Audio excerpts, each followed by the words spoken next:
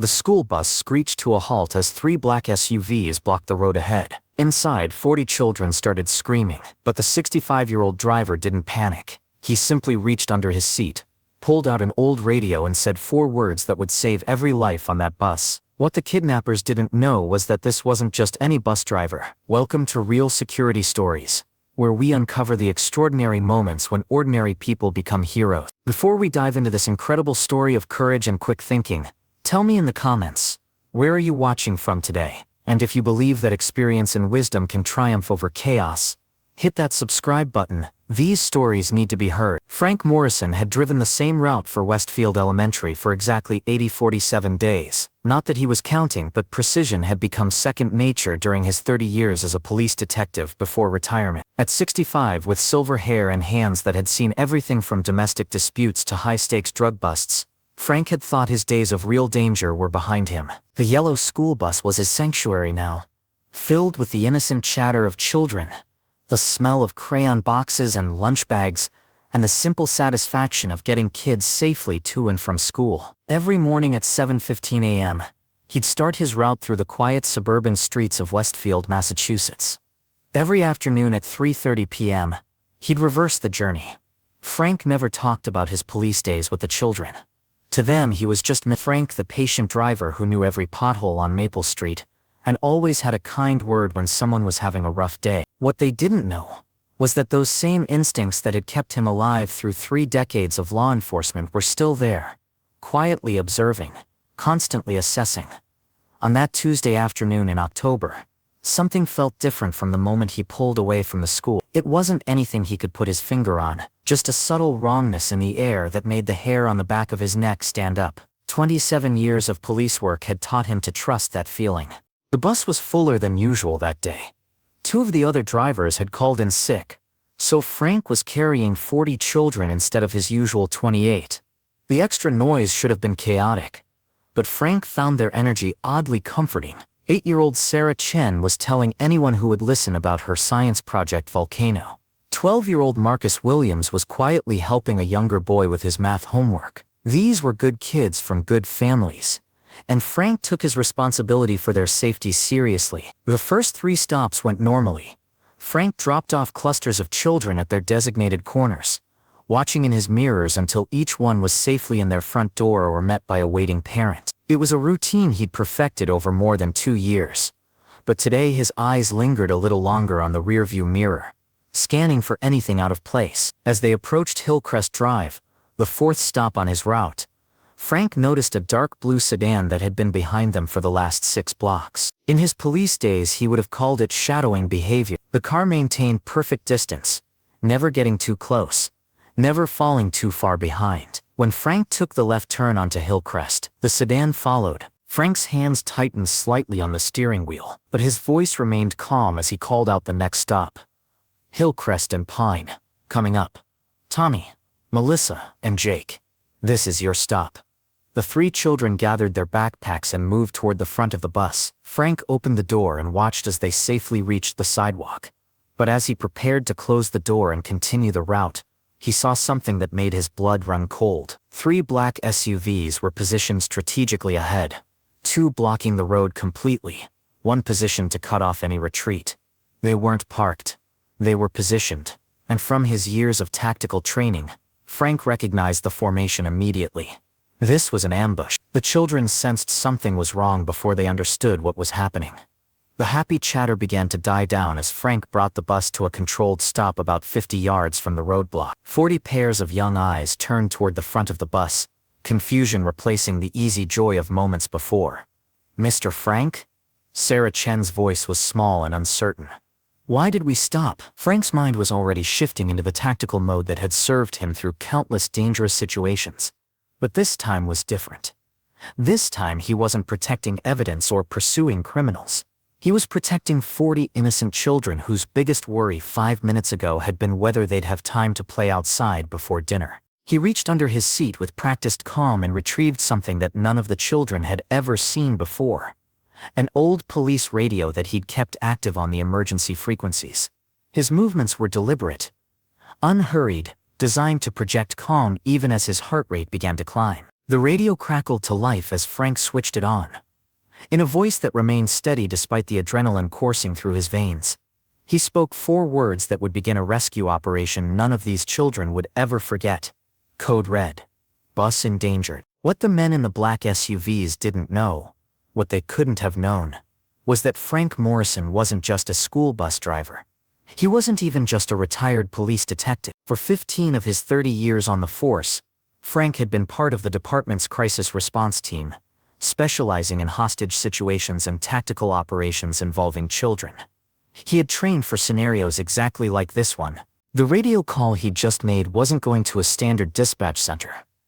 It was being received by his former partner, Detective Sarah Walsh, who still worked active duty and monitored the emergency frequencies during her shifts. More importantly, it was being received by the Westfield Police Department's tactical unit, who knew exactly who Frank Morrison was and what code red meant when it came from his radio.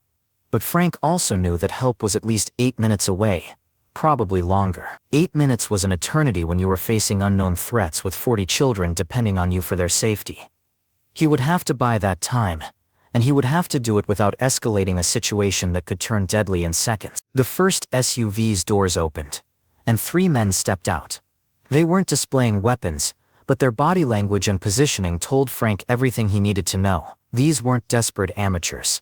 They moved with coordination and purpose. This had been planned. Children, Frank said, his voice carrying the same calm authority he'd used to talk down armed suspects. I need everyone to move to the back of the bus and sit on the floor between the seats. This is going to be like a safety drill. But Mr. Frank, one of the older boys started to protest. Now, Frank said, and something in his tone made every child on that bus move immediately toward the back. They might not understand what was happening, but they understood that their driver, their protector, was deadly serious. The leader of the group was a tall man in a dark jacket, who approached the bus with the confident stride of someone accustomed to getting what he wanted. Frank had seen that walk before, usually on suspects who thought they held all the cards. As the man reached the bus door, Frank kept his hands visible on the steering wheel and made a calculated decision. He opened the door. Frank Morrison, the man said, reading from a piece of paper. Retired detective. Currently employed as a school bus driver for Westfield Elementary. We know who you are, Mr. Morrison. Frank's expression didn't change, but internally, alarm bells were ringing. This wasn't a random crime of opportunity. They had targeted this bus specifically, which meant they'd done their homework. The question was why. What do you want? Frank asked, his voice steady. We want you to drive to a location we're going to provide. You and the children will come with us. No one gets hurt if you cooperate. Frank had heard variations of this lie hundreds of times during his career. Criminals always promised that cooperation would lead to safety. It almost never did. But with 40 children behind him, his options were severely limited. The children have parents waiting for them, Frank said calmly. When they don't arrive home, every police department in 3 counties is going to be looking for this bus. You know that. The man smiled, but it didn't reach his eyes. We're counting on it, Mr. Morrison.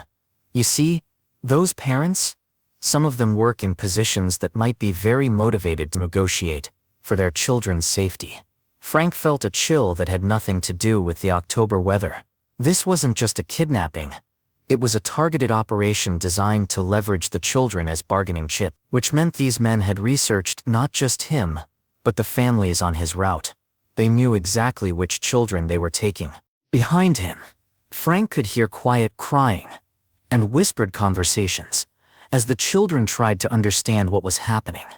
Every instinct screamed at him to protect them, but he forced himself to think tactically. Patience and precision had gotten him through 30 years of police work. They would have to get him through this. Frank's police training had taught him that in hostage situations, time was both an enemy and an ally. Every minute that passed increased the chance that someone would panic, and the situation would spiral out of control. But every minute also brought help closer, and gave the tactical team more time to assess and plan. He needed to buy time without appearing to stall. Which location? Frank asked, as if he were actually considering compliance. The man gestured toward one of the other SUVs. My associate will ride with you to provide directions. The other vehicles will escort. Frank nodded slowly, but his mind was racing through possibilities. A moving convoy would be much harder for the tactical team to intercept safely. Once they left this location, the variables would multiply exponentially. He needed to keep the situation stationary if possible. "I'll need to check the bus first," Frank said.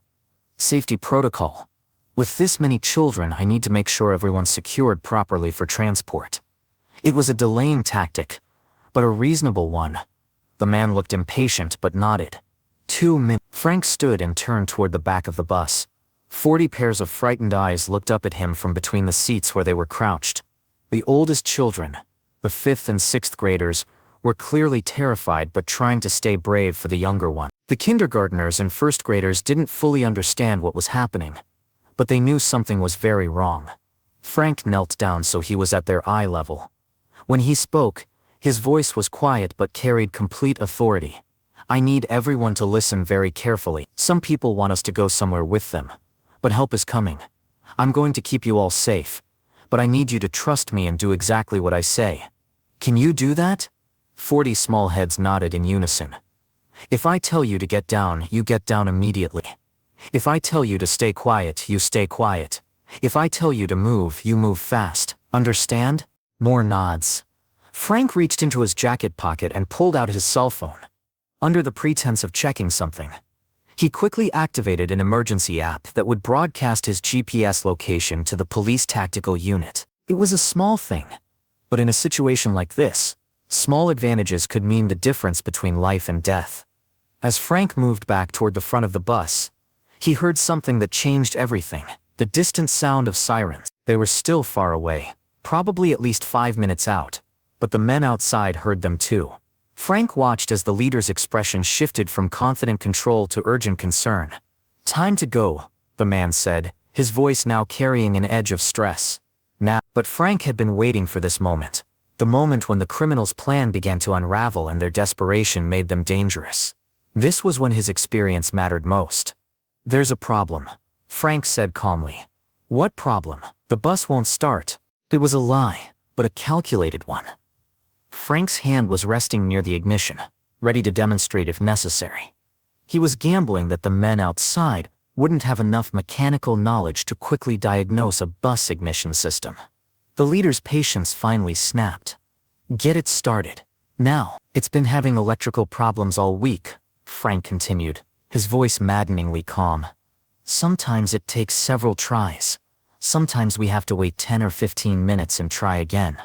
The sirens were getting closer. The man outside was now clearly agitated, speaking rapidly into a radio or phone. Frank couldn't hear the conversation, but he could read the body language. The carefully planned operation was falling apart, and the criminals were facing a choice: abort the mission or escalate to violence. Frank knew from experience that this was the most dangerous moment of any crisis situation. Desperate people make desperate choices. The leader stepped back onto the bus, and this time Frank could see the bulge of a weapon under his jacket. The man's eyes had hardened, and Frank recognized the look. It was the expression of someone who had decided that the time for negotiation was over. "Children," the man called toward the back of the bus. "I need everyone to." Frank moved. 30 years of police training and 2 years of monitoring every child who stepped onto his bus had taught Frank Morrison exactly where every threat and every advantage lay in the confined space of a school bus. He knew the distance between his seat and the door. He knew the angle of approach that would give him the best leverage. Most importantly, he knew that sometimes the only way to protect innocent lives was to put yourself between them and danger. Frank's movement was sudden but precise. He pivoted from his seat and drove his shoulder into the man's midsection, using the momentum to pin him against the bus's front panel. The man was younger and possibly stronger, but Frank had the advantage of position and, more importantly, the absolute certainty that he would not let these children be harmed. "Stay down!" Frank shouted to the children as he struggled with the gunman. "Everyone stay down!" The bus erupted in chaos. Children were crying and screaming, but Frank could hear that they were staying in position at the back of the bus. The other men outside were shouting and moving toward the vehicle, but Frank had bought precious seconds. The radio under his seat crackled to life. "Frank, this is Sarah. Tactical units are 30 seconds out. Hold position." 30 seconds. Frank just had to maintain control for 30 more seconds. What happened next unfolded with the precision of a military operation. The Westfield Police Tactical Unit had been tracking Frank's GPS signal and monitoring the situation through traffic cameras and aerial surveillance. They knew the exact positions of all 3 SUVs, the number of suspects, and most importantly, they knew that Frank Morrison was on that bus with 40 children. The tactical team didn't announce their arrival with sirens or loudspeakers. They simply appeared, black-clad figures emerging from strategic positions around the roadblock with the quiet efficiency of professionals who had trained for exactly this scenario. Police, down on the ground. Now, the man Frank was struggling with suddenly went limp, realizing that the situation had shifted completely. Frank maintained his grip, but looked up to see tactical officers moving with practiced precision to secure each of the SUVs and their occupants. "Bus secured," came a voice from near the door. "Frank, you okay?" Frank looked up to see his former partner, Detective Sarah Walsh, climbing onto the bus with her weapon drawn but pointed safely away from the children. "I'm fine," Frank said, finally releasing his grip on the now compliant suspect. "Children? We're okay, Mr. Frank," came Sarah Chen's small voice from the back of the bus. "Are the bad men gone?" Detective Walsh smiled and holstered her weapon. "They're gone, sweetie. You're all safe now." The rescue operation had taken exactly 12 minutes from Frank's initial radio call to the final arrest. In that time, 40 children had been held hostage by an organized criminal group. Their school bus driver had single-handedly prevented a mass kidnapping, and a tactical police operation had been executed without a single shot being fired. As the children were reunited with their frantic parents who had been called to the scene, the full scope of the criminals' plan became clear. The 3 men were part of a larger organization that had specifically targeted children whose parents worked in sensitive government positions: military contractors, federal employees, and local officials who might have access to valuable information or resources. Frank Morrison, the quiet school bus driver who never talked about his past, had unknowingly been the perfect obstacle to their plan. His combination of tactical training, crisis experience, and absolute commitment to protecting the children in his care had turned what should have been a successful kidnapping into a complete failure for the criminals. In the days that followed, Detective Walsh led the investigation that unraveled the full extent of the criminal organization's activity. The 3 men arrested at the scene were part of a network that had been operating across multiple states, targeting children of specific families for leverage in various schemes, ranging from corporate espionage to political manipulation. They did their homework on everyone except Frank, Detective Walsh explained to reporters. They knew he was a former police officer, but they didn't know about his specialized training. They thought they were dealing with a retired beat cop who drove a bus. They had no idea they were facing someone who had spent 15 years training specifically for situations involving hostages and children. The investigation revealed that the criminals had been planning the operation for months, carefully mapping the school bus routes and identifying which children belonged to which families. They had chosen Frank's route specifically because it served the highest number of their target family. What they hadn't planned for was Frank's continued connection to the active police force, his emergency radio system, or his willingness to physically engage to protect the children. 3 weeks later, the Westfield School District held a special assembly to honor Frank Morrison. 40 children and their families filled the elementary school auditorium, along with members of the police department and local officials. Principal Margaret Thompson stood at the podium and looked out at the crowd. "We gather today to recognize someone who embodies the very best of public service and personal courage. Frank Morrison has been driving our children safely to and from school for more than 2 years. What we didn't know until recently was that his commitment to their safety went far beyond simply operating a vehicle." Frank sat in the front row, uncomfortable with the attention but surrounded by the children whose lives he had protected. Sarah Chen had made him a thank you card with a drawing of a yellow school bus surrounded by hearts. Marcus Williams had written a poem about heroes who don't wear capes. Every child on that bus had found their own way to express their gratitude. When Frank was called to the podium, he spoke briefly and simply. "These are good kids," he said, looking out at the assembled families. Every parent here trusts me with the most precious thing in their life every single day. That's not a responsibility I take lightly. What happened that day wasn't heroic. It was just a bus driver doing his job. But Detective Walsh, who spoke after Frank, had a different perspective. "What Frank won't tell you," she said, "is that his actions that day were the result of 3 decades of training and experience in crisis management. His ability to remain calm under pressure, to buy time for help to arrive, and ultimately to physically protect those children came from years of specialized training that most people will never receive." Frank Morrison didn't just do his job that day, he did it perfectly. Today, Frank Morrison continues to drive Route 7 for Westfield Elementary. The children on his bus know they're riding with someone special, though Frank still doesn't talk much about what happened that October afternoon. To him, it's just part of the job he signed up for when he decided to spend his retirement years making sure kids got safely to and from school. The parents on his route see things differently. They know that their children are not just being transported by a school bus driver, but protected by someone who has proven that he will literally put his life on the line for their safety. Frank's radio still sits under his seat, still monitoring the emergency frequencies.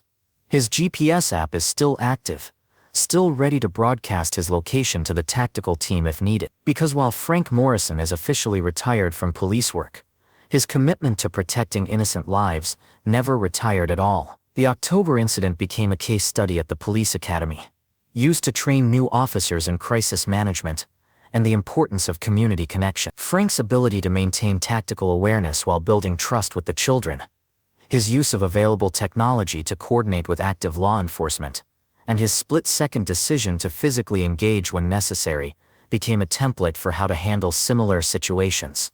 More importantly, it became a reminder that heroism doesn't always come in the form we expect. Sometimes it looks like a 65-year-old school bus driver who never talks about his past, but never stops preparing for the moment when that past might be needed to protect the future. Detective Walsh, who has remained Frank's close friend and professional contact, puts it simply: Frank Morrison is exactly the kind of person you want watching over your children. He's someone who spent his career preparing for the worst while hoping for the best. And when the worst actually happened, he was ready.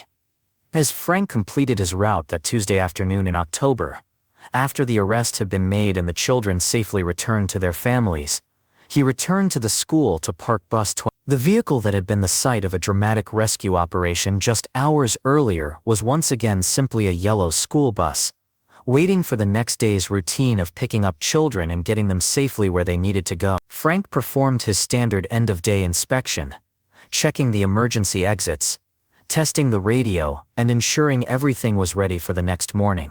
It was the same routine he had followed for 47 days, and it would be the same routine he would follow for many days to come.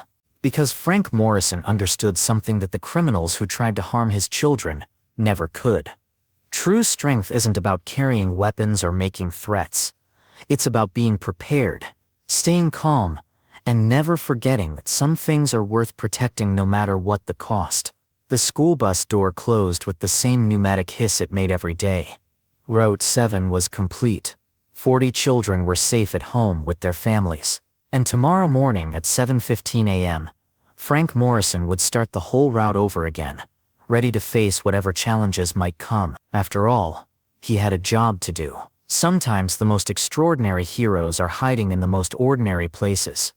Frank Morrison's story reminds us that experience, preparation, and commitment to protecting others can turn an everyday school bus driver into a guardian angel for 40 children. If this story moved you, subscribe to Real Security Stories for more accounts of ordinary people doing extraordinary things when it matters most. And remember, you never know when your own moment to make a difference might arrive.